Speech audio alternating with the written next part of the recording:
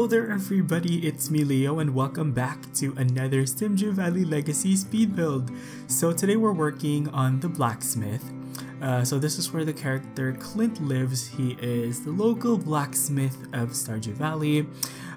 This particular location is located to the east of Pelican Town across the river, and as you guys can see, we are actually in a brand new location for this one. We are in the neighborhood of Magnolia Promenade, where I plan to build pretty much all of the locations east of the river in Pelican Town. So that's what you guys can expect for the next couple of builds, but this is pretty much where you would go to process your metals or the geodes that you collect from the mines, and also to upgrade your tools as well. So this is actually a very short build. It's one of the smaller builds for sure because there's really not much to it, but I have quite a bit of stuff I want to talk about in this video. So I want to start off by just saying thank you so much to all of you guys who are watching the series and who are supporting the series by watching the videos and commenting, because so many of you guys have come up to me and told me how I've gotten you guys interested in Stardew Valley, because otherwise you wouldn't have known about it, and that just makes me so happy to, you know, spread the word and you know, share with everybody the game Stardew Valley, because I really enjoy it as well, and hopefully we can, you know, work through it and actually come up with a really good Let's Play series as well. So yeah. Second thing that I want to talk about is actually the epic fail that happened yesterday. So basically my video that was supposed to come up yesterday, it was the traveling merchant. I accidentally uploaded a version of the video that had no commentary to it, and basically I left it uploading because even though my videos right now are shorter, it still takes me about 6 hours to upload like, you know, a regular video for the series. So it takes a while, and I fell asleep while I was uploading that video, and it was and typically when I upload videos, I schedule them to publish automatically at a certain time, which is, for me in Philippine time, it's typically 6 p.m. I don't know what time it comes up for you guys, but all of the videos are supposed to come up at the same time. Now the problem is I accidentally uploaded a video without commentary, and I realized it at about 12 p.m. So it's been up for about 6 hours until I actually I woke up and started reading the comments, and that's when I realized that, you know, holy crap, I didn't upload a video with commentary because I wasn't able to check whatsoever. I just got really careless basically, and I apologize for that. I did correct it by uploading a version of the video that has commentary, but you know what, it is what it is. I felt so stupid, to be honest.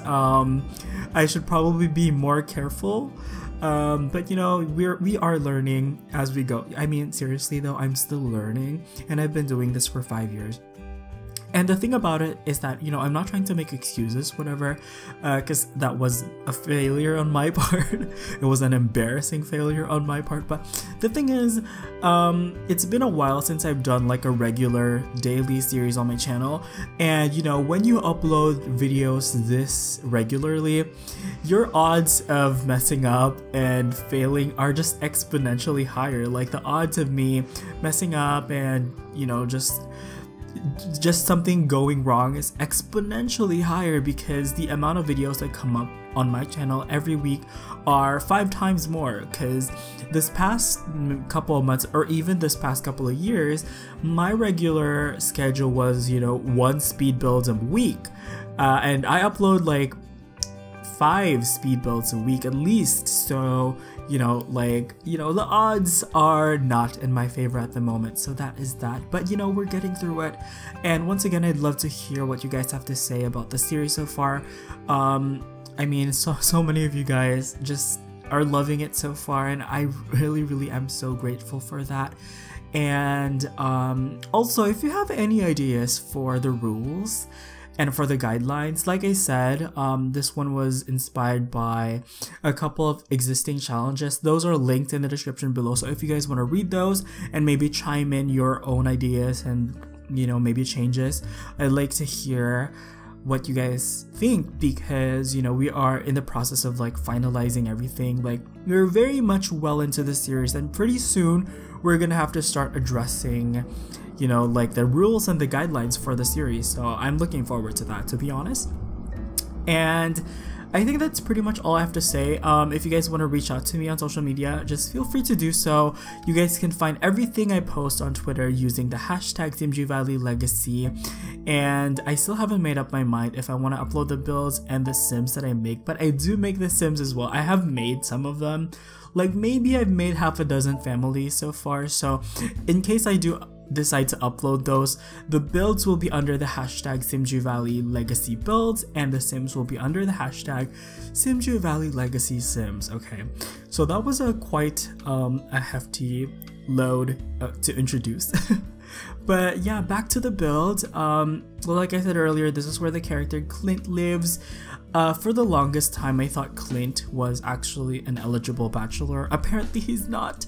But Clint's story arc is actually really fun. He is pretty much stuck in this rut, I guess, where he is in love with another character by the name of Emily, and he really doesn't know how to express himself to her, and he really doesn't know how to tell her his feelings. I haven't really gotten to know Clint that much, or Emily, to be honest, to see where their story arc takes them, but Clint is always very kind of like regretful and almost kind of like pathetic, to be honest, because he keeps complaining to your character about his love for Emily and his inability to confess his feelings, but that's what he does. That's the only thing he does, actually. That's like, he only complains, like he doesn't act. And it's really frustrating, because you try to, you know, you try to hope that everything works out between the two of them, but at the same time you kind of like have to stop yourself from being so actively involved in these two's life, because, you know, like, at the end of the day, I feel like if Clint wants to confess to Emily, he'll do it at his own time, you know? So like, it's just really frustrating, because you'll find yourself in so many circumstances where Clint is just like so pitiful, and you kind of feel so bad for him, but also really frustrated as well. So like, hopefully, I'm not sure, like, I'm sure some of you guys who have actually gone far into their story will tell me in the comments below, but I don't know where their story goes. But I have watched like a let's player, Avac. In his second series on Stardew Valley, he married Emily, so that was really bad for Clint, I guess, because, you know, he has romantic feelings for Emily, obviously, and if you marry Emily, I think that pretty much dashes all Clint's hope of getting together with her, so that's that. Also, Emily, she is actually a new bachelorette. I believe she originally was not a bachelorette until they added Emily and Shane as eligible bachelorettes and bachelors respectively in a later patch to the game. And to be honest, I really didn't realize that they weren't bachelors and bachelorettes when I started playing, but yeah, it's pretty cool. I really love the story dynamic and just the relationship aspect of Stardew Valley. That's why I refer to it as more of like a country life simulation as opposed to just a farming game, because it really isn't. Like, there's so many methods to make money. Like, you can go, you don't just have to go farming, you can go fishing, mining, and you know, you can go collect foraging and stuff like that, so it's pretty cool. But back to the shop.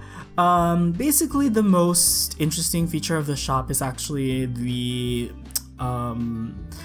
and like I don't know, the furnace. There we go. So for the furnace, I cannot talk. I chose this fireplace that came with Jungle Adventure because I thought that was the one that looked most like a furnace.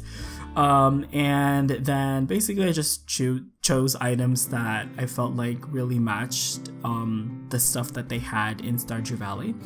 Also, this is actually more of kind of like a shop house, because Clint runs his business in his house as well. So you guys can see there's like a, you know, checkout whatever counter in like the living room area. That this place actually doesn't have a living room, to be honest. It just has like a dining room, and it also has like a little workshop area for Clint to do his blacksmithing. And I also had to work in a kitchen as well, because of course everybody has to feed themselves.